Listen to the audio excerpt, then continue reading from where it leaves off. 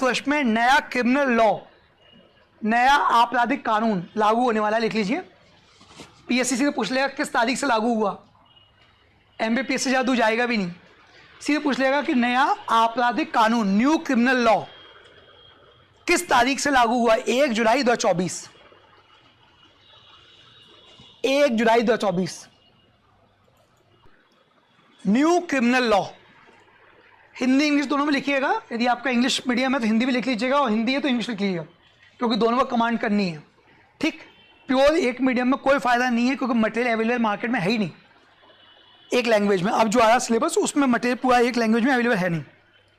ठीक, तो new criminal law लागू हो रहा है आज से 1 जुलाई 2024। ठीक, तो न्यू क्रिमिनल लॉ में कितने लॉ हैं? बेसिकली 3 लॉ हैं। देखिए 3 लॉ हैं, 3 आपराधिक कानून, 3 नए आपराधिक कानून आज से लागू होंगे। इसमें एक है भारतीय न्याय संहिता, इसमें एक है भारतीय न्याय संहिता, बीएनएस, भारतीय न्याय संहिता। ये रिप्लेस करेगा आईपीसी को। भारतीय न्याय संहिता नाम ही है इस बार, बीजेपी गवर्नमेंट ने तो नाम हिंदी में रख दिया भारतीय न्याय संहिता, और ये रिप्लेस कर रहा है, ये स्थान ले रहा है आईपीसी का, इंडियन पीनल कोड का। आईपीसी का स्थान ले रहा है ये, आईपीसी का स्थान ले रहा है ये भारतीय न्याय संहिता। ठीक, आईपीसी है इंडियन पीनल कोड। पीछे दिखा है कि दिखा आप लोगों को? हाँ, संघर्ष नहीं करना, जबरदस्ती नहीं दिखा तो आगे आ जाओ, कोई दिक्कत नहीं है। भारतीय न्याय संहिता जो है, याद रखिएगा, ये 1860 की है, आज़ादी से पहले, 57 के विद्रोह के 3 साल बाद।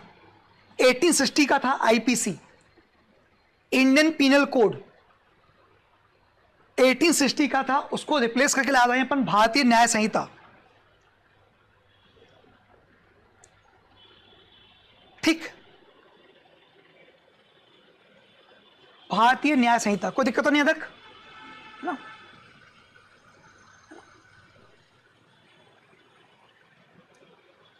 इसके अलावा लेके आ रहे अपन लोग भारतीय नागरिक सुरक्षा संहिता, बीएनएसएस। ये आ रहा है सीआरपीसी की जगह, code of criminal procedure, code of criminal procedure. इसके एक और लेके आ रहे हैं अपन, एक का नाम है भारतीय न्याय संहिता, एक का नाम है भारतीय नागरिक सुरक्षा संहिता, बीएनएसएस, भारतीय नागरिक सुरक्षा संहिता, बीएनएसएस, बीएनएसएस। ये लेके आ रहे हैं सीआरपीसी की जगह, सीआरपीसी की जगह code of criminal procedure. MPPSC में पॉलिटी के पेपर में 3 मार्क बनेगा भारतीय न्याय संहिता, 3 लाइन लिखने को आएगी, तो आप लिखेंगे कि भारतीय न्याय संहिता लाया गया है हमारे इंडियन पीनल कोड की जगह, जो कि 60 का था, और ये लागू हुआ है 1 जुलाई 2024 से। ये 3 मार्कर में आता है, तो बात समझ में आ रही है मेरी?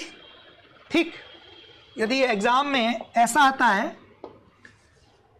भारतीय नागरिक संहिता, इस पे आपको 3 मार्क का आता है एग्जाम में, मान लो मेंस में। ठीक है, तो क्या क्या लिखोगे? अभी समझा मैंने, भारतीय नागरिक, हाँ भारतीय न्याय संहिता से, भारतीय न्याय संहिता क्या लिखोगे इसमें? ठीक है, ये 1 जुलाई 2024 से प्रभावी हुई। ठीक है, हिंदी में लिख दो क्या?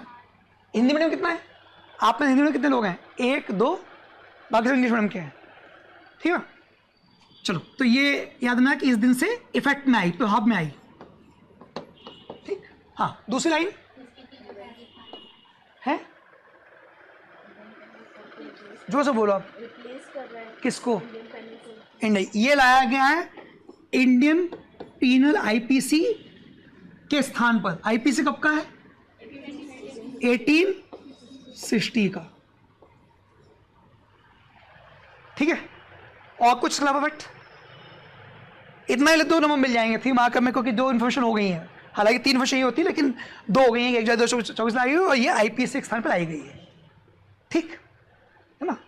अब पीएससी का प्रीमियम आता है कि आईपीसी जिसके स्थान पे अपन भारतीय न्याय संहिता लेके आए हैं, यह कब लाई गई थी? Option 1 1860, option 2 1862, option 3 1857, option 4 1872। समझ में आ गया? सेम फैक्ट में से प्री और मेंस दोनों बन गया, अलग से कुछ करना पड़ा क्या? ठीक, यदि आपको पता है तो लागू। और दूसरा क्वेश्चन बनता है कि भारतीय न्याय संहिता कब किस दिन से लागू हुई? 1 जुलाई 2024, 5 जुलाई 2024, 10 जुलाई 2024, 11 जुलाई 2024। ठीक, तब तो याद ही हो गया। अब तो भारतीय न्याय संहिता मतलब इतनी याद होगी कि वो कभी पूछे आप तो सोते में ही तो बोलेंगे 1 जुलाई 2024। क्लियर? तो प्री और मेंस दोनों बन गए इसमें से। कॉन्सेप्ट क्लियर है? बेबात समझ में आ रही है? जो बात समझना चाहता शुरुआत से वो ये थी कि कोई भी चीज़ प्री और मेंस अलग नहीं होती है, केवल ये सोच का फर्क है। ठीक, 2 मेंस देने वाले समझ में आता है कि प्री मेंस अलग नहीं था, बट 2 मेंस देने बाद 2 से निकल जाता है। ठीक, बात समझ कि नहीं? ये चीज़ जितनी देर आप समझ जाएंगे उतना आपको फायदा होगा। ठीक, क्लियर हो गया? वापस चले। तो अपन ने क्या क्या देखा? अपन ने ये देखा कि एक तो आई है भारतीय न्याय संहिता, दूसरी आई है भारतीय नागरिक सुरक्षा संहिता।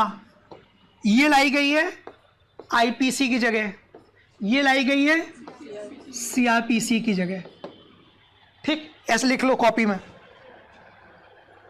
ये मैं ऐसे मनोरंजन के लिए लिख रहा हूँ, उसका मतलब है क्योंकि एग्जाम में ऐसे क्वेश्चन बनेगा ऊपर नीचे से। हाँ, नहीं वो बाकी लोग देखे थे इसलिए बता। सुंदरकांड टाइप नहीं पूरा मैं पढ़ूंगा, पुण्य आपको मिल जाएगा। ठीक, आपको मेरे साथ जय जयकार लाने पड़ेंगे तब काम होगा। ठीक है, यहां तक कोई दिक्कत तो नहीं है? नहीं। ठीक, एक है भारतीय साक्ष्य, भारतीय साक्ष्य, भारतीय साक्ष्य, भारतीय साक्ष्य। ये लाया गया है इंडियन एविडेंस एक्ट 1872 के स्थान पर, 1872 स्थान पर लाया गया है। इसको बोलते हैं भारतीय साक्ष्य, साक्ष्य एविडेंस। ठीक, बोलते नहीं साक्ष्य प्रस्तुत कीजिए, एविडेंस दीजिए, हाँ सबूत दीजिए, तो उसको बोला गया भारतीय साक्ष्य। तो अब मेरे ख्याल से तीनों आ गए। ठीक, बीएनएस, बीएनएसएस और बीएस, ये तीनों कब से लागू होंगे? 1 जुलाई 24 से। तीनों पर 3 मार्क लिख लोगे, है ना? तीनों पर 3 मार्क बन जाएगा। चलिए, ये तो हो गई मेन जानकारी। अभी मंदा जाएंगे थोड़ा ड्रिल में तो और चीज़ आएंगी इसके अंदर। ये हो गया आपका भारतीय साक्ष्य, सॉरी ये हो गया भारतीय साक्ष्य। ठीक, चलिए अब हम आते हैं कुछ पॉइंट्स और ले लीजिए। जो भारतीय न्याय संहिता आई है, भारतीय न्याय संहिता जो लाई गई है आईपीसी के स्थान पर, इसमें धाराएं हैं 358, जबकि पुराने आईपीसी में था 511। कम कर दिए गए सेक्शंस। और ये आप ऐसा मत समझना कि ये केवल अपन पढ़ रहे हैं, ये आप जब जॉब में जाओगे तो आपको पढ़ना पड़ेगा। यदि आप डीएसपी बन गए या एसडीएम बन गए तो इसे आपको याद करनी पड़ेंगे, क्योंकि इसी तहत कार्रवाई करोगे लोगों के ऊपर। ठीक, पता लगा कि साहब को खुद ही याद नहीं है, नहीं सब लोग हंसे हैं, वो साहब को ही नहीं याद है, भारतीय न्याय संहिता नहीं पता उनको क्या है। ठीक, या मैडम को नहीं पता है, नहीं डीसी मैडम को पता ही नहीं है कि क्या है भारतीय न्याय संहिता। कितने सेक्शन है? 358। पहले कितने थे? 511, है ना? क्लियर? चलिए, ये तो हो गई कुछ मेन बातें। अब आइए इसमें कि कुछ नया क्या है इस बार। आइए लिखिए, व्हाट्स न्यू, इस बार के क्रिमिनल लॉ में क्या नया है? पहला है 0 FIR, 0 FIR। देखिए व्हाट्स न्यू, इस बार के क्रिमिनल लॉ में नया क्या है? पहला है 0 FIR, 0 FIR। ठीक, 0 FIR ऐसा है कि मान लीजिए आपके साथ कोई घटना घटित हुई कहीं और, ठीक, और आपका जो इलाका लगता है वो लगता है कहीं और, ठीक। फॉर एग्जाम्पल किसी बच्ची को ले गए, रेप कर दिया बहुत दूर ले आके यहाँ से, और वो रहने वाली भवकुआ की है, जुडिशल एरिया भवकुआ का है या वो यहाँ का है, लेकिन खंडवा में आके हुआ रेप। तो अब आपके पास, या ये महिला पुरुष सबके मामले में FIR, पहले आप वही FIR कराते थे जहाँ का जुडिशन होता था, जिस इलाके में घटना घटित हुई उस इलाके। अभी क्या है, आप कहीं भी हो, किसी भी थाने में FIR ले सकते हैं, भले ही जुडिशियल एरिया वो हो चाहे नहीं हो। बात समझ में आई कि नहीं? ठीक, इसी को बोलते हैं 0 FIR। तो एग्जाम में आएगा 0 FIR। भारतीय जो क्रिमिनल लॉ है उसमें जोड़ी गई पहली बार, क्या है 0 FIR? लिखिए 0 FIR, allowing filling of FIR, allowing filling of FIR। इसमें फर्स्ट इंफॉर्मेशन रिपोर्ट किसी भी पुलिस स्टेशन में दर्ज की जा सकती है, न्याय अधिकार क्षेत्र के अतिरिक्त, मतलब जरूरत नहीं कि वहीं पे जहां न्याय अधिकार क्षेत्र वहीं पे हो, उसके अलावा ही कहीं घटना घटित हुई है तो आप पा सकते हैं। ठीक, regardless of jurisdiction, regardless of jurisdiction, इसी को बोलते हैं 0 FIR, इसी को बोलते हैं 0 FIR।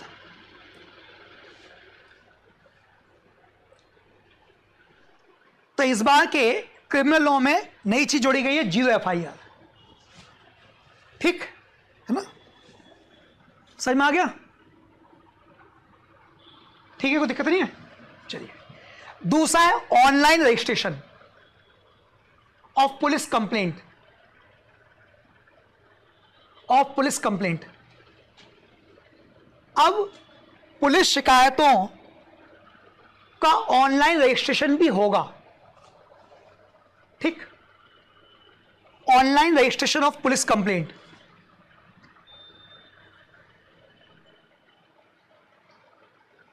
इसके अलावा ऐसे अपराध जो कि हीनियस हैं, मर्डर हो गया, रेप हो गया, ठीक, कोई बड़ी दुर्घटना घटित हो गई, उसके मामले में इस वाले कानून में वीडियोग्राफी, उसकी रिकॉर्डिंग कंपल्सरी कर दी गई है, जो पहले नहीं थी। देखिए, mandatory videography of crime scene for all heinous crimes, सभी जघन्य अपराधों, सभी जघन्य अपराधों के मामले में, सभी जघन्य अपराधों के मामले में वीडियोग्राफी, वीडियो रिकॉर्डिंग अनिवार्य कर दी गई है। सभी जघन्य अपराधों के मामले में, जघन्य जानते ना, जघन्य मतलब हीनियस क्राइम्स, ये नहीं धक्का मुक्की होगी उसकी रिकॉर्डिंग कर रहे हैं, ठीक। हीनियस क्राइम्स के मामलों में मैंडेटरी कर दिया गया है कि रिकॉर्डिंग होगी। यहां तक कोई डाउट तो नहीं है? तीसरा, ठीक, पहले यह था कि यदि आपको शिकायत करनी है तो पुलिस स्टेशन आना पड़ेगा। अभी पुलिस स्टेशन की जरूरत नहीं है, आप इलेक्ट्रॉनिक कम्युनिकेशन, मेल आदि के थ्रू भी अपनी शिकायत कर सकते हो। देखिए, a person can now report incident bye electronic communication. अब व्यक्ति, तीसरा पॉइंट लिखिए, अब व्यक्ति अपनी रिपोर्ट इलेक्ट्रॉनिक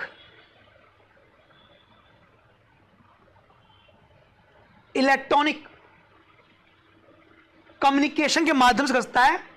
थाना जाना आवश्यक नहीं है, थाना जाना आवश्यक नहीं है। A person can now report incidents by electronic communication without the need to visit a police station. ये अगला सेक्शन है.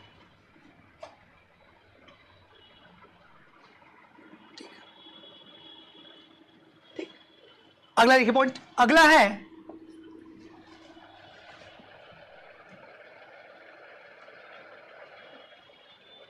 कोई मामला कोर्ट में पहुंचा, क्रिमिनल केस है, मर्डर हुआ है, रेप हुआ है, आदि कोई घटना हुई है. तो मान लीजिए सुनवाई हो गई कंप्लीट. तो सुनवाई के 45 दिन के अंदर जजमेंट अनुवाद होगा. पहले अनुवाद नहीं था. लिख लीजिए, judgement in criminal cases has to become, judgement in criminal cases has to become within 45 days of completion of the trial, of completion of the trial. सुनवाई पूरी होने के पश्चात आपराधिक मामलों में जजमेंट 45 दिन के अंदर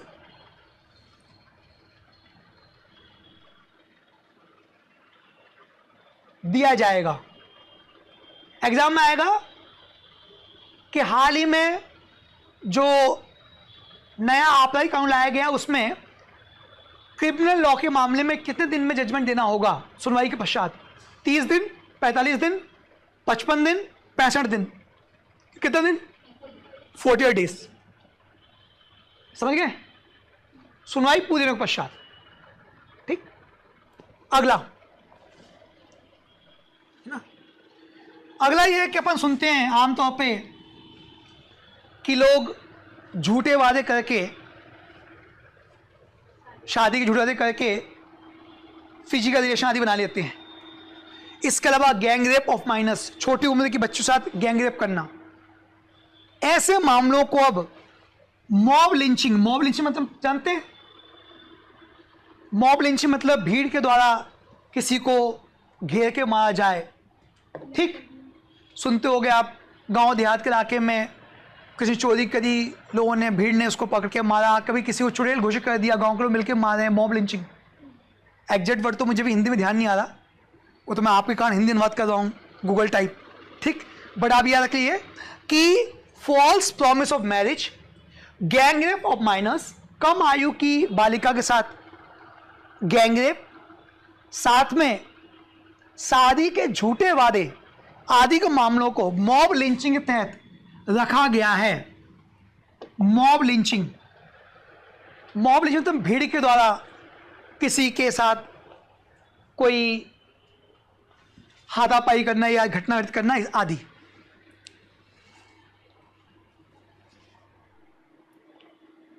ठीक. तो लिख लीजिए, false promise of marriage, gang rape, sorry गलत बोले, ये तीनों चीजें हैं, false promise of marriage, gang rape और मॉब लिंचिंग. इनके लिए प्रावधान किया गया जो पहले नहीं था प्रावधान. पहले आईपीसी में पहले इनके लिए प्रावधान के लिए तीनों के मामले में, मैं इंटरप्रिटेशन गलत कर गया जल्दी में. फॉल्स प्रॉमिस ऑफ,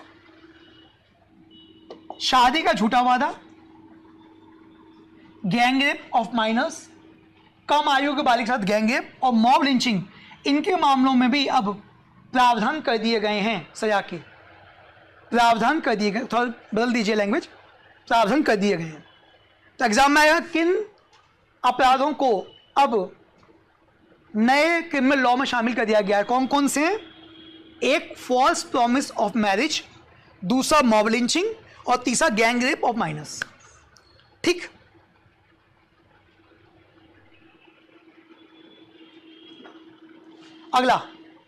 अगला ये किया गया कि मान लीजिए कोई रेप विक्टिम है, कोई ऐसी पीड़िता है जो किसी के साथ रेप हुआ है, तो उसका जो स्टेटमेंट होगा वो महिला पुलिस अधिकारी लेगी. उसके गार्जियन मतलब या तो उसके माता पिता हो, माता पिता नहीं है, चाचा चाची, नानी दादा दादी, जो भी उसके गार्जियन है वहाँ पे, उनकी उपस्थिति में ही बयान लिया जाएगा. महिला पुलिस ऑफिसर लेगी, उनकी उपस्थिति में बयान लिया जाएगा. प्रोविजन समझ गए? Statement of woman rape victim will be recorded, statement of woman rape victim will be recorded via woman police officer, महिला पुलिस अधिकारी उसकी बयान लेगी, ठीक, ताकि वो झिझके नहीं, ठीक, ह्यूमिलेट फील ना करे अपने आप को बताने में, अपनी बात बता पाए सामान्य तरीके से। तो रेप पीड़िता का बयान महिला पुलिस अधिकारी लेगी, अभी अनिवार्य कर दिया गया है, और यह भी उसके गार्जियन और रिलेटिव्स की उपस्थिति में।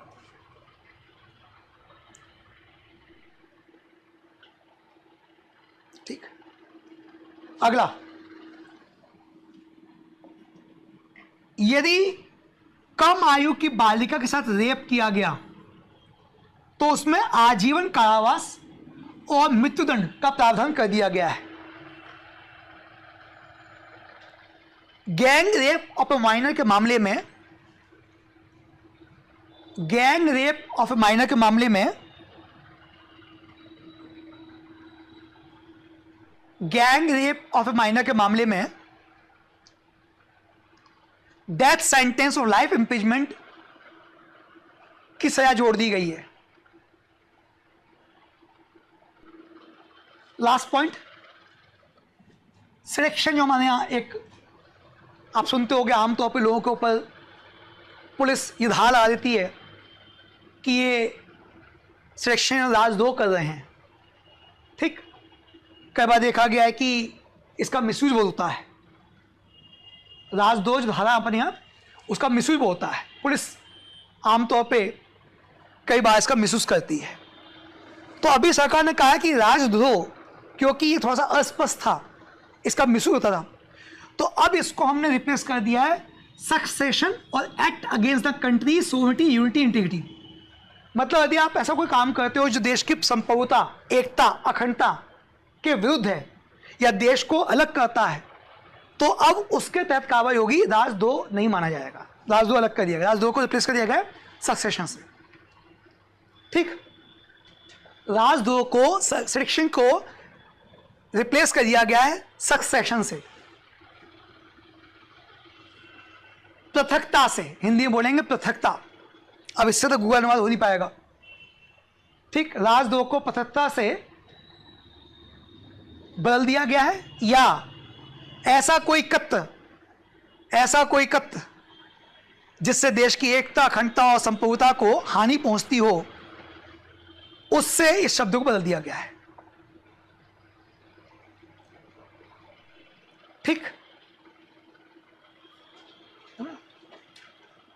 इसका मिसयूज होता था, आमतौर पर पुलिस किसी भी ला देती धारा सेक्शन कि ये राजद्रोही है, तो उसमें क्या मिसयूज होता था, तो होने के लिए नहीं कहा कि अब हम इसकी बजाय यदि कोई व्यक्ति ऐसा कोई काम करता है इस देश की एकता, अखंडता टूटती है, ठीक, जैसे मान लीजिए कल को आप नारे लाएं भगोकुआ पे कि बहुत हो गया, अब मैं अलग देश बनाऊंगा, ठीक, आओ मित्रों पर सब मिलकर नया देश बनाएं, तो पुलिस आपको ले आएगी, भगोकुआ पुलिस, और फिर अब इसके तहत नया देश बनेगा, 2-3 दिन में जब आप लौट के आओगे तब तो नया देश बन चुका हो थाने से, ठीक है ना।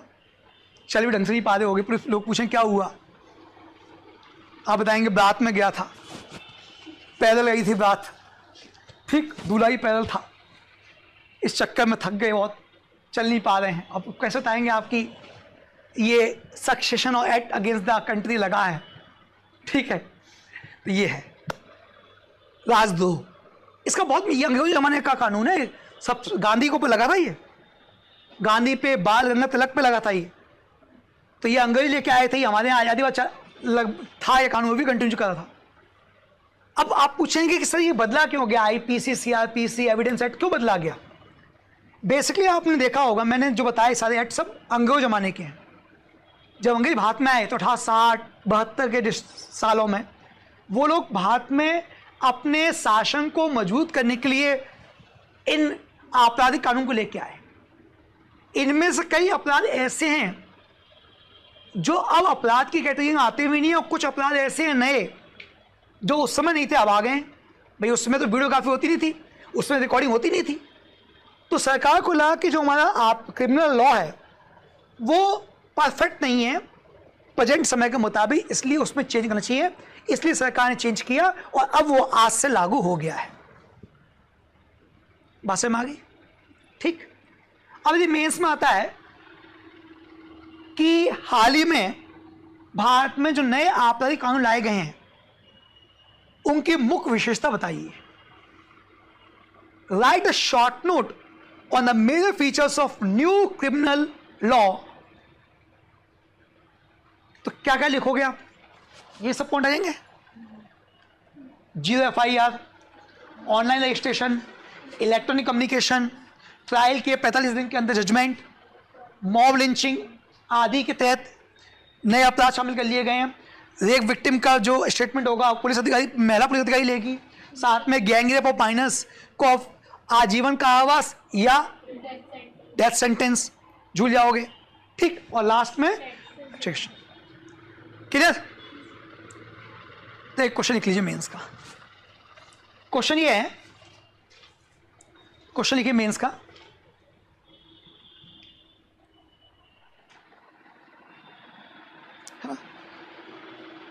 राइट अ नोट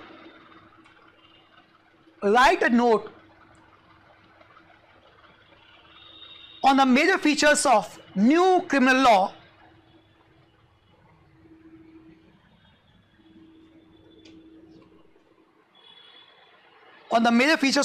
law नए आपराधिक कानूनों पर एक लेख लिखिए।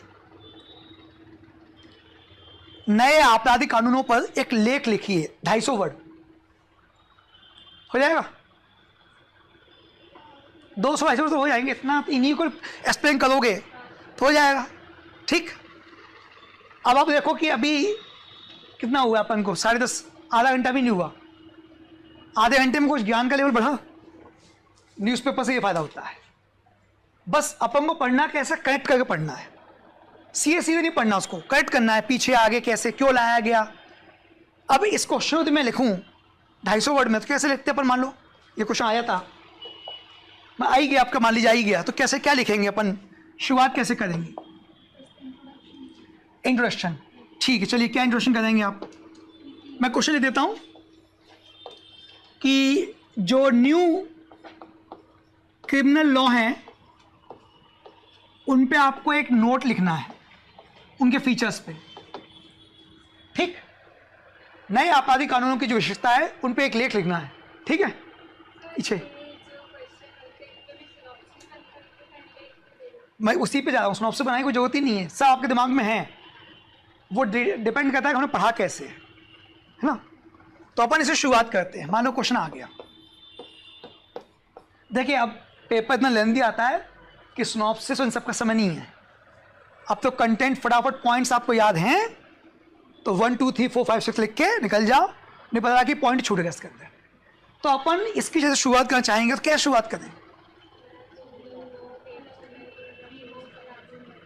अच्छा, नए आपराधिक कानून में 3 नए कानून लाए गए हैं। ठीक है, जो कि 1 जुलाई 2024 से प्रभावी हुए हैं। ठीक। हाँ, आगे क्यों लाए गए हैं? नए आपराधिक कानून क्यों लाए गए हैं? वाई? क्योंकि जो पुराने कानून थे उनमें कई त्रुटियां, कई कमियां, कई एरर थे। ठीक। जो कि आज के बदले हुए समय के मुताबिक आवश्यक हो गया था कि उनको दूर किया जाए। इसके मद्देनजर हम नए कानून लेके आए हैं। अब मैंने 3 लाइन लंबी बोल दी, 3 लाइन शॉर्ट लिख देंगे आप। शॉर्ट लिख देंगे कि समय के साथ जो पुराने कानून थे वो इररिलेवेंट हो गए या उनमें कुछ कमियां थी, उनको दूर करने के लिए हम नए कानून लेके आए हैं। हो गया? ठीक। सीधे आइए फीचर्स पे। फीचर्स निम्नलिखित फीचर्स हैं, ऐसे करके सीधे। ठीक। Following features. Option 1 0 FIR। Option 2 पति मैडम ऑनलाइन रजिस्ट्रेशन। ठीक है। हाँ जी मैडम, आप जोर से, आपकी आवाज़ जोर से नहीं चाहिए। हाँ, इलेक्ट्रॉनिक कम्युनिकेशन किस मामले में बेटा, किस मामले में इलेक्ट्रॉनिक कम्युनिकेशन? पुलिस स्टेशन ना जाना पड़े, दायर जाने की जरूरत नहीं है, ठीक है। और चौथा जजमेंट, ठीक। ट्रायल कंप्लीट होने के बाद, सुनवाई पूरी होने के बाद क्या होगा, 45 दिन में जजमेंट विद इन 40 डेज आ जाएगा, ठीक है। आगे अच्छा, false marriage, promise of false marriage, mob lynching और गैंग रेप किसका, माइनर, ठीक है। चलो, और statement of rape victim, statement of rape victim, ठीक है। और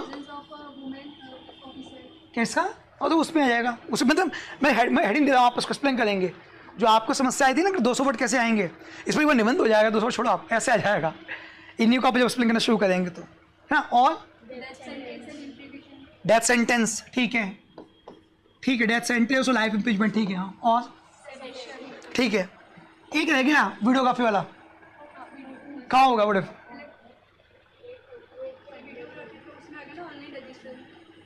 उसमें है क्या, क्या लगा है उसमें, ठीक है। तो ये आपके 500 हो गया। कोई जरूरत है इसमें कुछ 3-2-5 करने की? बन गया आंसर पूरा अपना, ठीक। इतना भी आप लिखे आओगे तो आपको क्या लगा कि ये कितने अच्छे लिख पाएंगे इतने पॉइंट्स?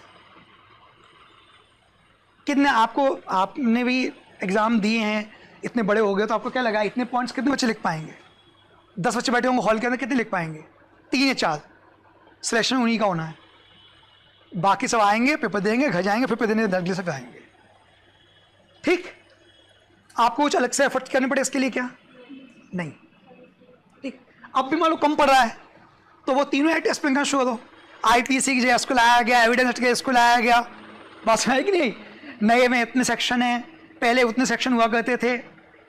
यदि वर्ड कम पढ़ रहे हैं तो नहीं पढ़े तो परफेक्ट काम हो गया, ठीक हो जाएगा।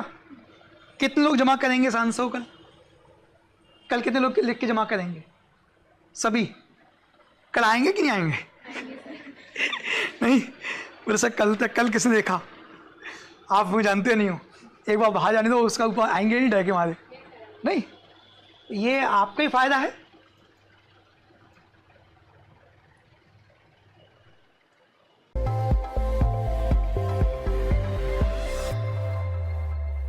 IAS और MPPSC की करें तैयारी तथागत IAS के साथ। डेली आंसर राइटिंग और सिलेक्टेड फैकल्टीज के साथ Tathagat IAS, orange business park, Bhanwarkuan square, Indore. For demo class call 8839177961।